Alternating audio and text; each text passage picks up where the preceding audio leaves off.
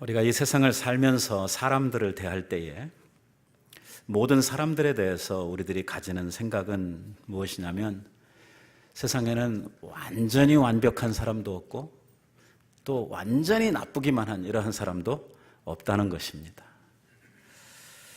사람에게는 항상 장단점이 있죠. 이런 면이 잘하는가 하면은 또 그 이면에 숨겨져 있는 것을 바라보면 또 잘못하는 것들이 있거든요. 그래서 좋은 것들을 보고 우리들이 마음이 기쁘고 칭찬하다가도 어느 날 갑자기 드러난 그 이면에 있는 잘못된 것들이 우리의 눈에 들어오게 되면 실망을 하게 되고 우리들이 마음에 상처를 입게 되고 하는 이러한 일들을 우리들이 경험을 하게 됩니다. 아무리 좋은 사람도 사실은 그 사람에게 단점이라고 하는 것이 있습니다. 아무리 나쁜 사람이라고 하더라도 또 그에게도 장점이 한두 개는 있는 것입니다. 사람이라는 것은 다 그렇습니다.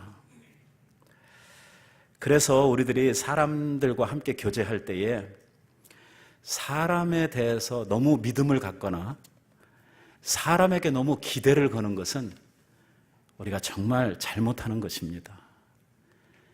사람을 의지하거나 사람에 대해서 기대를 갖게 될 때에는 반드시 실망을 하도록 되어져 있습니다.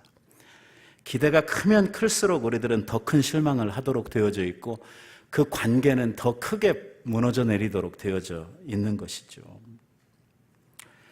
우리가 사람들을 대할 때에 사람은 사람이다, 사람은 언제나 부족하다 하는 생각을 가지고 우리가 서로를 대해야 하고 그 부족한 것들, 그 연약한 부분들, 이러한 것들이 바로 우리가 함께 섬겨줘야 되고 사랑해줘야 되는 이러한 부분들이다. 이렇게 생각을 하고 우리들이 교제를 해야 우리의 삶에 실망도 없고 또한 우리의 삶이 바로 그러한 부족함을 조금이라도 채워가면서 우리들이 행복한 이러한 교제를 나눌 수가 있는 것입니다. 그럼에도 불구하고 세상에는 정말 장점이라고 하는 것을 눈꼽만큼도 찾을 수 없는 그냥 단점으로만 똘똘 뭉쳐진 이러한 사람들을 우리들이 아주 드물게 또 만나게 됩니다. 그런 사람들에게서 장점을 찾는다고 하는 것은 정말 힘든 일이고 아마 현미경을 가지고 살펴야 겨우 드러날지 안 드러날지 모르겠습니다만 아무튼 잘 봐주려고 해도 도저히 잘 봐줄 수가 없는 이러한 유의 사람들이 있죠. 분명히 있습니다. 오늘 우리들이 함께 살펴보려고 하는 사람은 바로 그런 나쁜 사람을 오늘 같이 함께 생각을 해보려고 합니다. 세상에 예외 없는 법칙이 없다고 했습니까? 이 종의 원리를 보면 부전자전이라고 하는 말을 우리들이 많이 사용을 하는데 이러한 원리가 전혀 통하지 않는 이러한 사람이 하나 있었으니 바로 오늘 우리가 읽은 본문에 나오는 사람이고 이런 사람들을 가르쳐서 우리는 뭐라고 부르냐면 돌연변이라고 이렇게 부르게 되는 것이죠. 이게 어디서 났는지 누구에게서 배웠는지 이 도대체 왜 이렇게 됐는지 설명도 할 수 없고 이해도 할 수 없는 정말 악행으로만 똘똘 뭉쳐진 저런 사람은 안 사는 게 좋겠다. 인류 평화와 공영을 위해서 저런 사람은 빨리 죽었으면 좋겠다 싶은 이런 생각이 속에서 불떡불떡 올라오는 이러한 사람들이 분명 있습니다. 오늘 본문에 나오는 이 아하스라고 하는 이 왕은 말입니다. 정말 좋은 아버지 밑에서 자란 사람입니다. 다시 말하면 부모로부터 좋은 양질의 교육을 받고 자란 사람이라고 이야기를 할 수가 있죠. 그의 아버지 요담은 유다 왕국의 전성기를 이루었던 왕 중에 하나입니다. 아주 훌륭한 왕이었죠. 그런데 그의 아들이었던 아하스는 말입니다. 이 유다 나라의 전 시대를 통해서 가장 악하고 이 번성되었던 유다를 한 번에 말아먹은 나라를 완전히 시궁창에 쑤셔박은 이러한 아주 못돼 먹은 왕.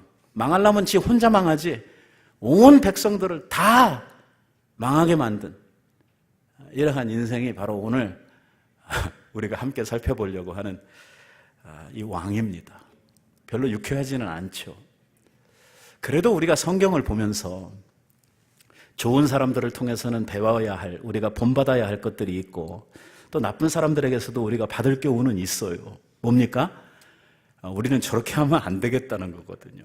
어떻게 하면 저렇게 되는지 이거를 우리가 터득하고 알아야 또한 우리가 그 길을 가지 않을 수 있기 때문에 오늘 우리들이 이 아하스를 생각하는 것은 상당히 중요한 일이라고 생각을 합니다. 만약에 북이스라엘에 아합이라고 하는 이 시대에 이 악인이 있었다고 하면 이 유다 나라에는 아하스라고 하는 왕이 있었다고 이야기를 해야 될 정도로 아주 악행으로 이름을 떨치는 이러한 사람입니다.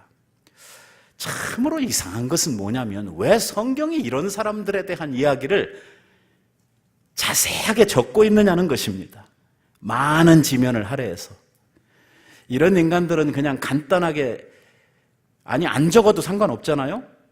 적더라도 필히 적어야 된다고 하면 아주 간단하게 이야기를 하고 지나갔으면 좋겠는데, 본받을 것이라고는 눈꼽만큼도 없는 이러한 사람을 왜 이렇게 많은 지면을 할애해가지고 많은 이야기들을 기록을 하고 있느냐 하는 것입니다.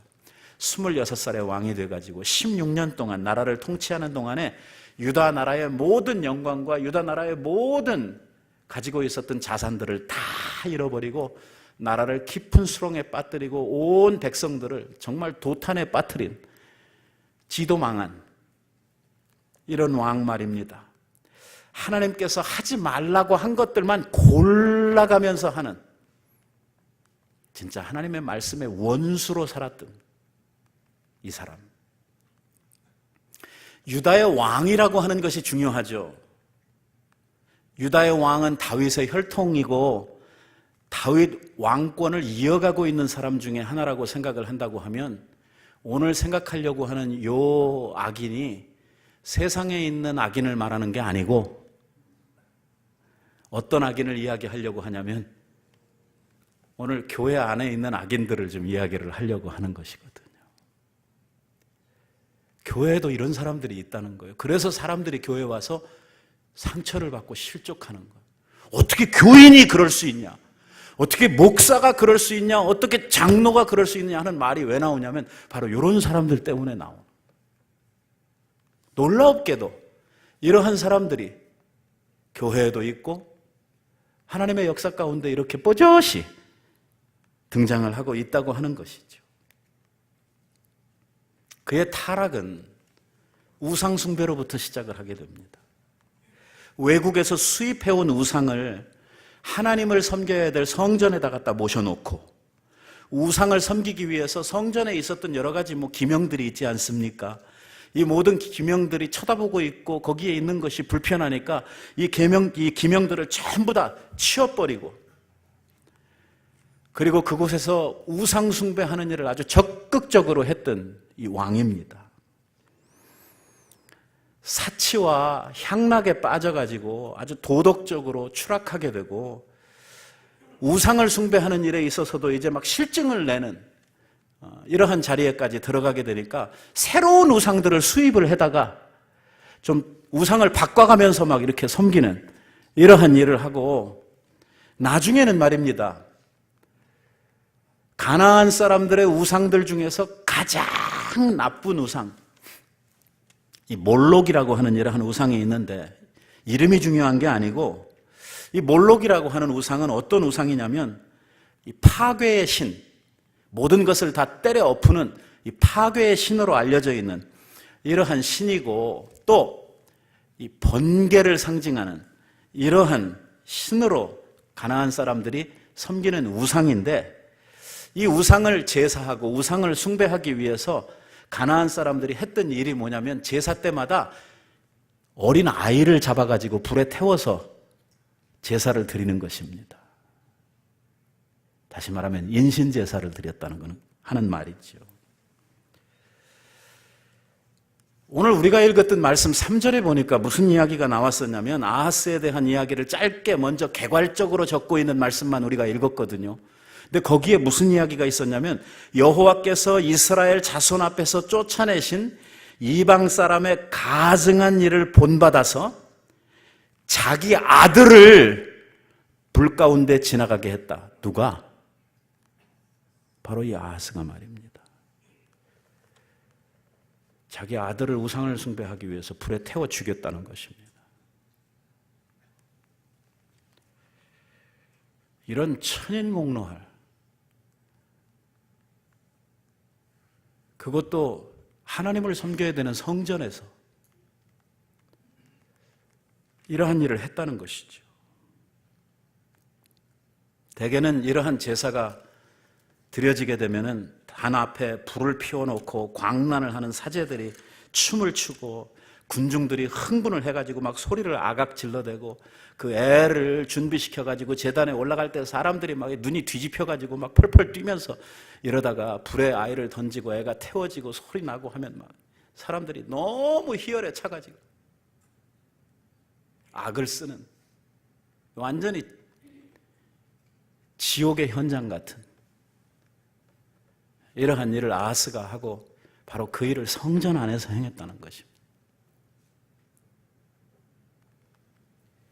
어떻게 이럴 수가요? 이게 양심은 그만두고 이게 인간의 탈을 쓰고 어떻게 이런 짓을 할 수가 있는가? 결국 이러한 아하스의 악행은 하나님으로부터 진노를 사게 되었고 저주를 받아서 42살의 젊은 나이에 요절을 하고 말았죠.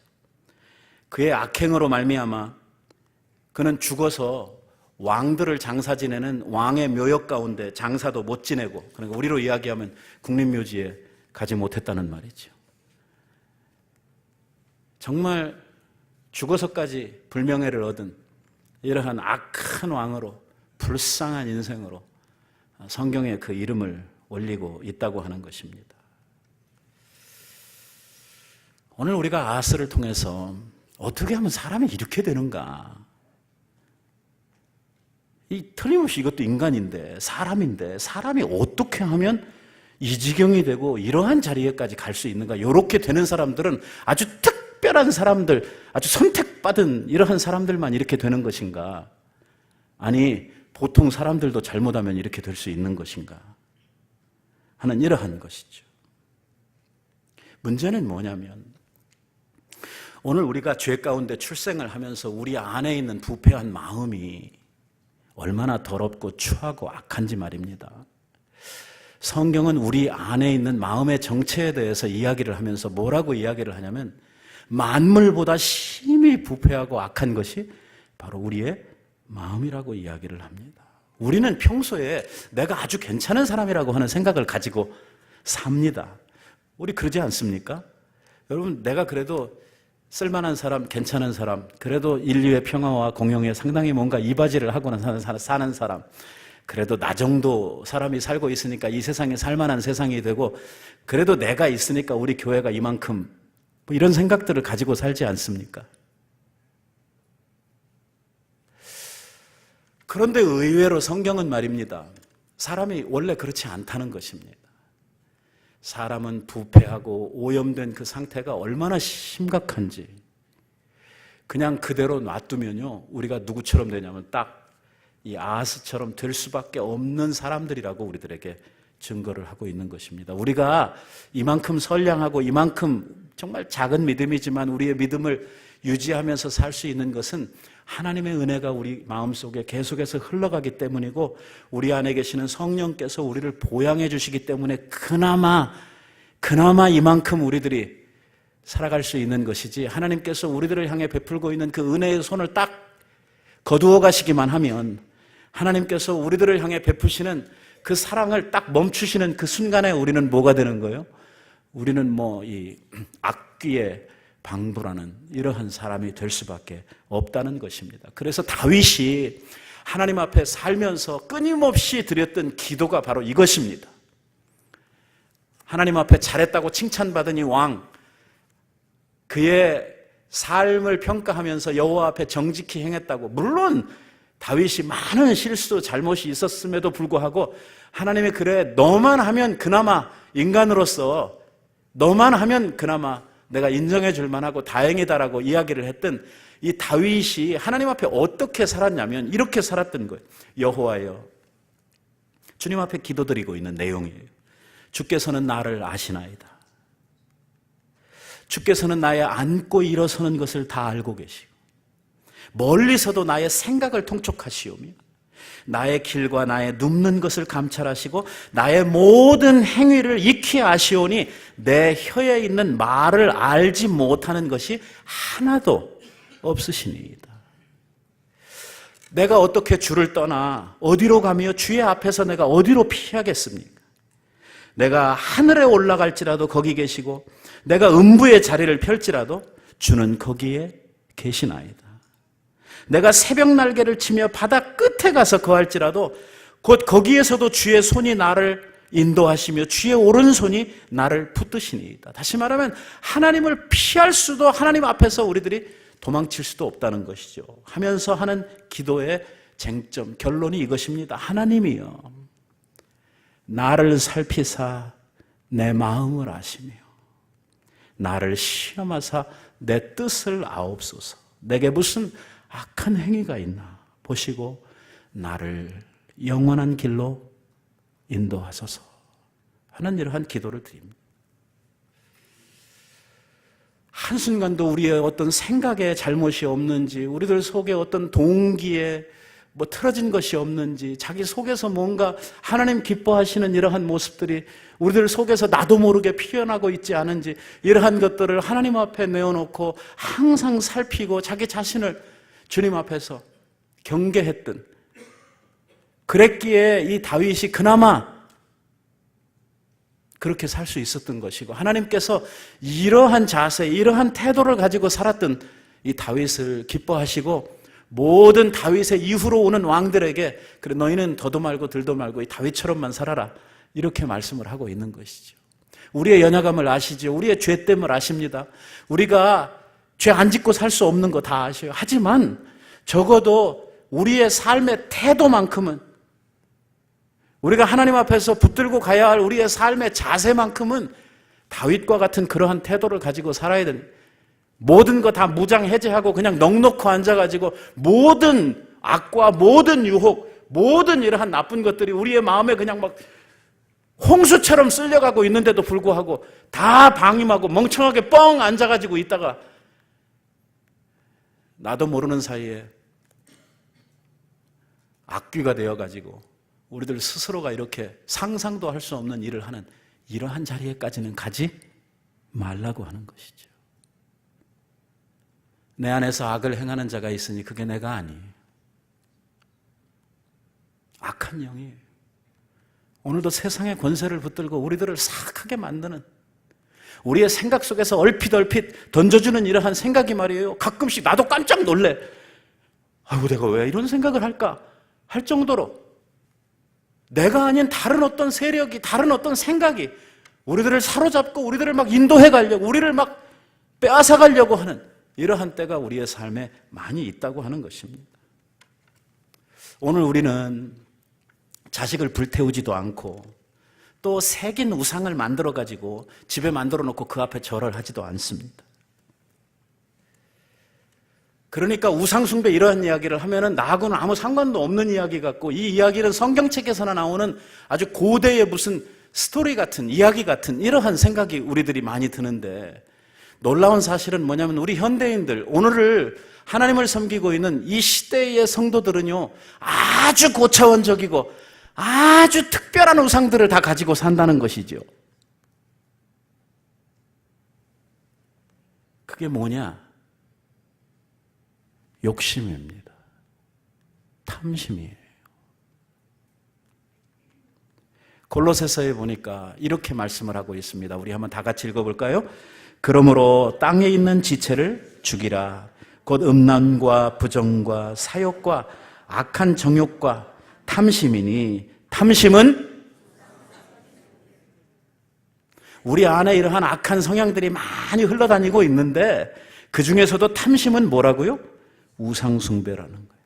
탐심이 눈에 보입니까? 안 보입니까? 안 보입니다. 이 탐심이라고 하는 것이 우리들의 행동이나 뭘 통해서 밖으로 나타났습니까? 안 나타났습니까? 어디 있습니까? 마음 속에 있습니다. 그 사람들은 이 탐심에 대해서 두려워하지 않습니다. 왜? 아직 밖으로 나오질 않았거든요.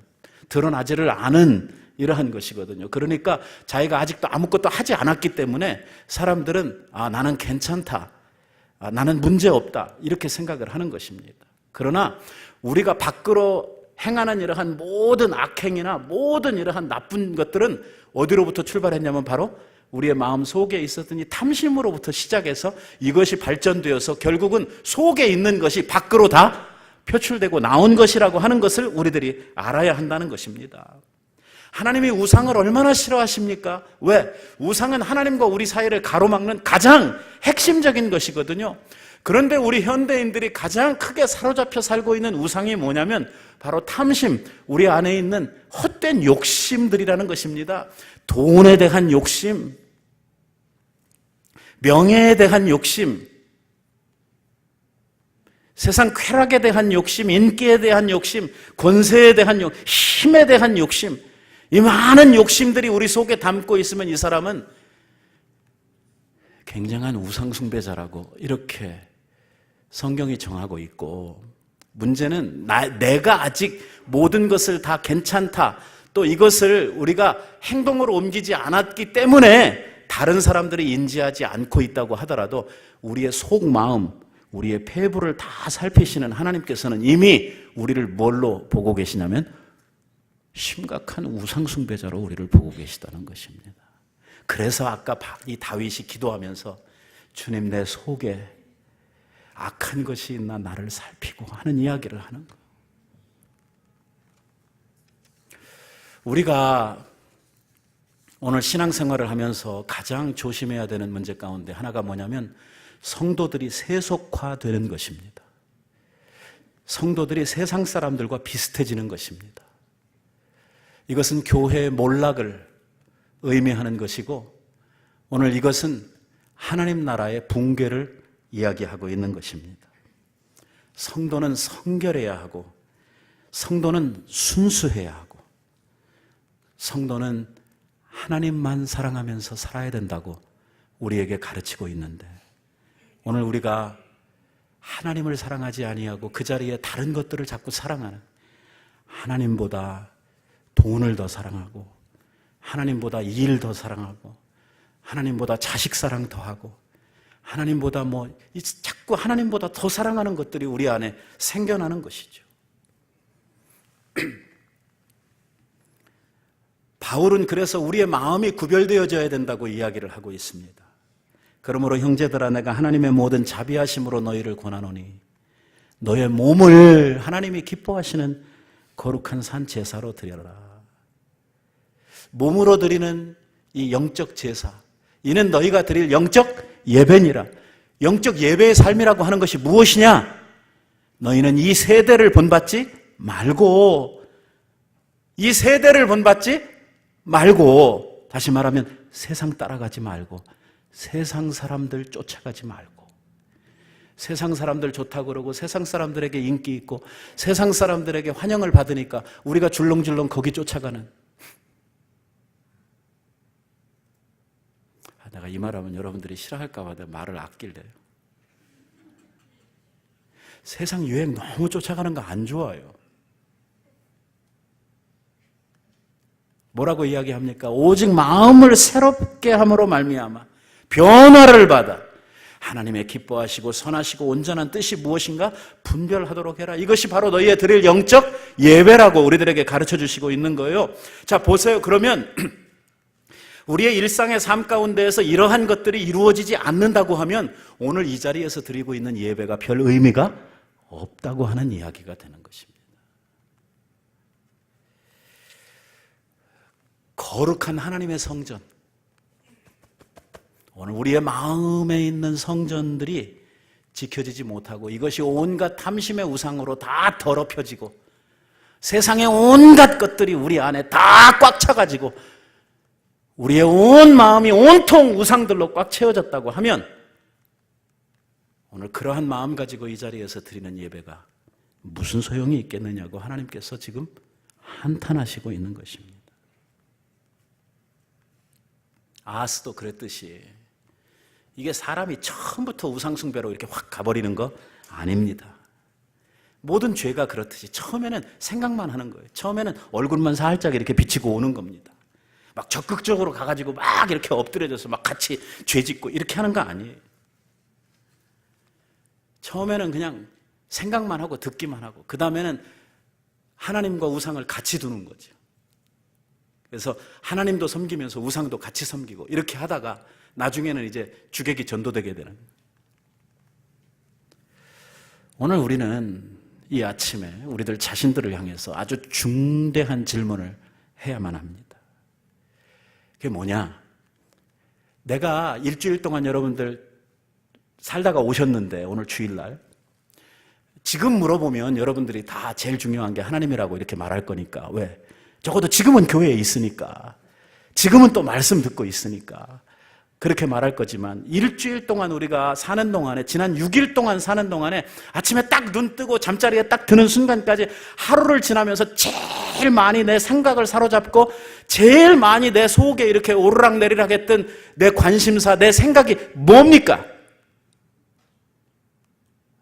바로 그겁니다. 그거. 내 인생의 관심사가 뭔가 하는 거 말입니다. 이게 하나님이 아니라고 하면, 복이 있을진저 하나님이라고 고백하신 분들, 근데 그게 하나님이 아니라고 하면 우리는 두 주인을 섬기고 있는 것입니다.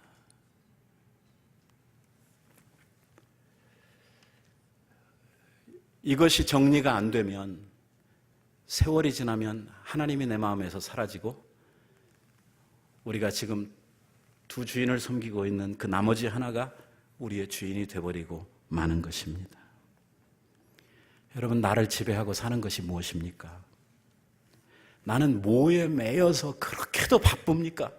하나님 앞에 나오는 시간조차도 바빠서 못 오는, 도대체 그게 뭡니까? 그 시간 그거 없으면 못 사나요? 하나님이 우리를 굶겨 죽이십니까? 아니면 그 시간이라도 아끼고 그 시간이라도 우리가 투자를 해서 뭔가 조금 더 얻으려고 하는 이러한 속의 탐심이, 욕심이 우리 안에서 나를 누르고 있나요?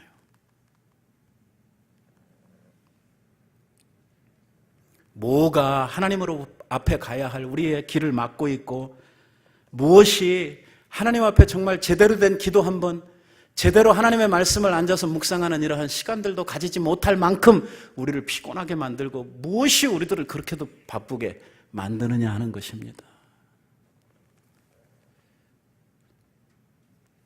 단언코 말할 수 있는 것은 뭐냐면, 하나님 앞에 나아가는 그 길을 방해하는 것이 있다면 그걸 우리는 당장 끊어야 합니다. 그것이 내가 사는 길입니다. 내가 너무 바빠서, 내가 너무 많은 일을 하기 때문에 하나님 앞에 드릴 시간이 없다. 일 잘라야 됩니다. 좀 덜 먹어야 됩니다. 세 끼 다 못 먹으면 두 끼 먹고, 정말 하우스 페이먼트 다 못하겠으면 줄여서라도 가야 됩니다. 그게 내가 사는 법입니다. 결국은 하나님 앞에 사랑받고 하나님 앞에 인정받아야 우리의 삶도 윤택해지도록 되어져 있습니다. 지금 내가 욕심을 쫓아 살며 내가 이루고자 하는 그것을 열심히 달려가고 있지만, 결국 그 내가 쫓고 있는 그것이 내 인생을 성공으로, 내 인생을 번영과 행복으로 만들어주지 않습니다. 세상은 항상 우리를 속입니다. 좋은 것들을 가지고 우리를 유혹하지요. 마치 무지개와 같습니다. 한 소년이 무지개를 잡으려고 저 언덕 끝에 걸려있는, 그저 얼마만 달려가면 잡을 것 같은 그 무지개를 향해서 열심히 달려가 봤더니 거기 가보니까 또 저만큼 무지개는 물러가 있고 하는 그 모습으로 우리는 그렇게 인생을 살다가 우리의 인생을 끝낼 수밖에 없는 이러한 자리에 나아가게 되는 것입니다. 오늘 결단해야 합니다. 신앙에는 과거도 미래도 없습니다. 신앙은 항상 현재입니다. 오늘 내가 어떻게 하고 있느냐 하는 것이 결국은 전부이고, 오늘 잘하고 있으면 그 잘하고 있는 오늘이 만들어져서 내 미래가 되는 것이고, 오늘 내가 잘못하고 있다면 또 그것 또한 앞으로 그것이 나의 미래가 될 것이기 때문입니다. 여러분, 믿음으로 잘 가던 사람들이 대부분 하나님을 등질 때에 나타나는 현상이 뭔지 아십니까? 바빠진다는 것입니다. 하나님보다 더 바쁜 것이 생겨난다는 거예요. 내가 좀 바쁜 일이 생겼다 싶으면 하나님 앞에 나와야 하고 하나님 앞에 드려야 하는 우리의 마땅한 우리의 헌신, 주님을 향한 나의 이 믿음의 행위, 이것보다 더 급한 일이 생기거든 여러분들은 지금 내가 하나님을 등졌다 이렇게 생각하시면 틀림이 없는 것입니다. 하나님으로부터 내 마음을 빼앗아 가는 거, 이게 바로 우상이죠. 하나님께서는 이러한 사람들을 향해서 외치는 자의 소리, 곧 선지자, 곧 하나님의 말씀을 주시고 있는 겁니다. 오늘 제가 이 자리에서 여러분들에게 그러한 이야기를 하는 것도 하나님께서 지금 여러분들을 향해 돌아오라고 지금 이야기를 하고 있는 것이죠. 이사야서 7장에 보면 이사야 선지자에게 이 하나님께서 말씀을 주시고 아하스에게 가가지고 이 이야기를 하라고 이야기를 합니다. 그 선지자가 가서 왕에게 이렇게 이야기를 해요. 너는 삼가며 종용하라. 아람 왕 르신이 심히 노할지라도 연기나는 부지깽이 그루터기에 불과하니 두려워 말며 낙심하지 말아라. 무슨 소리입니까? 지금 이방 나라들이 자기네들을 괴롭히고 이방 나라들이 위협이 되니까 그 나라들을 가서 이렇게 정말 그 나라들에게 잘 보이려고 하고 이 나라들이 자기네들에게 해코지하지 아니하도록 그 이방 나라들을 갖다가 좋게 하기 위해서 그 나라에 가서 뭐 해달라는 거 다 해주고 그 나라 우상 가져다가 막 이렇게 숭배하고 이렇게 별짓을 다 하는데 하나님께서는 소용없다는 것입니다. 그렇게 해서 해결될 문제가 아니라는 것이죠. 네가 보기에 저 아람 왕이 그렇게 무서워 보이고 아람 군대가 그렇게 커 보이지만 저거 아무것도 아니라고 이렇게 이야기를 합니다. 뭐라고 말씀을 하냐면 저거 그냥 뻥이라는 거예요. 그냥 연기나는 부지깽이에 불과하다는 것입니다. 아무것도 아니라는 거예요. 두려워하지 말라는 것입니다. 근데 아하스는 이 말을 안 듣는 거예요. 뭔 소리 하는 거예요? 내 눈앞에 지금 아람 군대가 저렇게 시퍼렇게 살아있고 아람 왕이 저렇게 펄펄 뛰고 있는데 지금 뭔 소리 하고 있느냐고 도리어 이사야 선지자를 향해서 막 야단을 치는 거죠. 그러니까 선지자가 이런 이야기를 해요. 전에 보면 믿음이 없는 사람들이 하나님 앞에 이게 정말 하나님의 뜻인지 아닌지, 하나님이 함께 해주시는지 안 해주시는지 사인, 그 표적, 어떤 증거라도 한번 구해봐라. 이 말이 사실이 내가 지금 하는 이 말이 진짜인지 아닌지, 하나님께서 이걸 원하시는지 안 원하시는지 한번 어떤 사인이라도 징조라도 한번 구해봐라. 이렇게 이야기를 하는 거예요. 다시 말하면 한번 하나님을 시험이라도 해봐라. 이렇게 이야기를 하는 것이죠. 말씀해 보니까 이렇게 기록을 하고 있어요. 너는 내 하나님 여호와께 한 징조를 구하되 깊은 데서든지 높은 데서든지 원하는 대로 구하라는 것입니다. 그랬더니 아하스가 가로되 나는 구하지 아니하겠나이다. 필요 없다는 것입니다. 여러분, 그래서요, 하나님이 일방적으로 주신 징조가 있어요. 표적. 하나님이 내가 너와 함께 하겠다고 하는 표적. 그러니 나를 믿고 또 자꾸 그딴 짓 하지 말라고.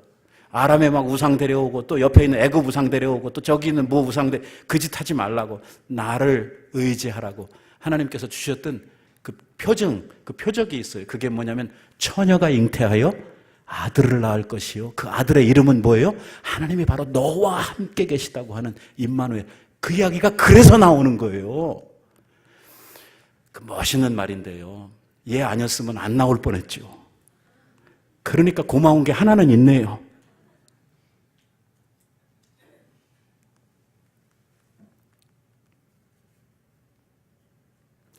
하나님의 마음을 읽었으면 좋겠어요. 이렇게 하나님을 등지고 나아가는 이러한 사람들에 대해서 하나님이 정말 뭐든지 해봐라, 내가 너와 함께 하고 있다고 하는 이 사실을 믿을 수 있는 어떤 증거라도 한번 구해봐라 말씀하시며 오늘도 제자리에 돌아오기를, 또 하나님 앞에 온전한 믿음으로 서기를 바라시는 이러한 하나님의 마음을 우리들이 오늘 이 말씀을 통해서 배웠으면 좋겠습니다. 여러분, 정말 다윗의 고백처럼 오늘 내가 하나님 앞에 온전하게 서 있는지, 내 믿음은 안전한지, 내 속에 쓸데없는 우상은 없는지 한번 우리들이 살펴보면서 우리가 짧은 인생 살다가 주님 앞에 서는 그날 잘했다 칭찬 듣고, 또 아버지 앞에서 우리의 달려갈 길을 잘 달려갔다고 칭찬받을 수 있는 이러한 성도들, 그리고 이러한 교회 되도록 우리 모두가 함께 하나님 앞에서 주님만 사랑하고 주님만 섬기는 이러한 성도들이 피차간에 되시기를 바랍니다. 기도하십시다. 자비하신 아버지, 은혜를